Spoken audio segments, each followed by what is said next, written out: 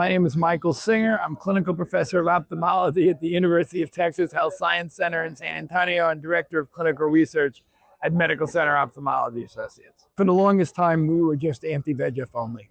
Obviously, with the development of second-generation medicines like faricimab, people are finally talking about the inflammatory cascade. And we know very clearly that 30% of diabetic patients have inflammatory cascade.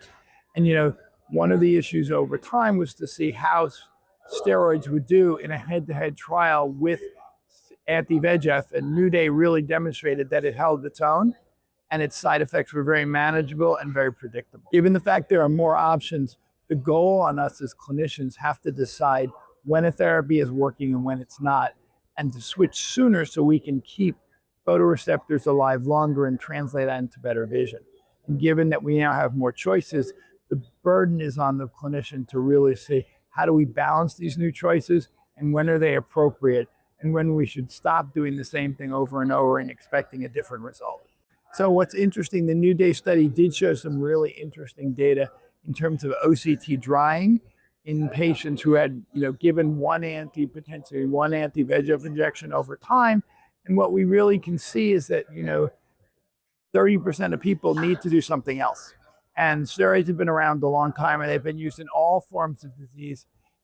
Understanding that now the side effects are manageable and predictable, I think people need to start thinking about steroids as part of their second generation treatment algorithm. So I think there's some really interesting biomarkers that they've looked at over time, especially high reflective foci, subretinal fluid, drill. These things seem to point to the fact that they'll be more likely to be responsive to patients with steroids versus anti-VEGF.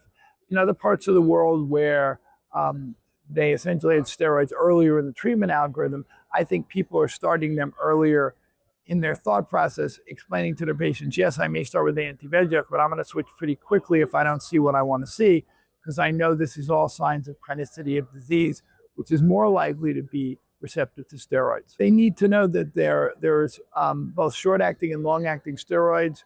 They do a really good job, and their side effect profile is relatively manageable.